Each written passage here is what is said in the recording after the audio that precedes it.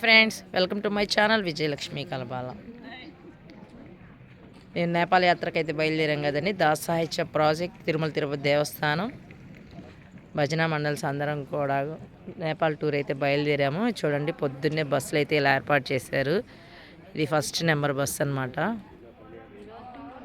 ఇంకా ఈ వారం రోజులు కూడా మేము ఈ బస్సుల్లోనే తిరుగుతూ ఉంటాం అనమాట.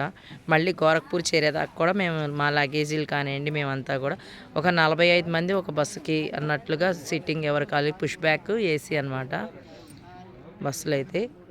చూడండి, ఇది ఫస్ట్ నెంబర్ అనమాట. మాది 4 నెంబర్ వచ్చింది.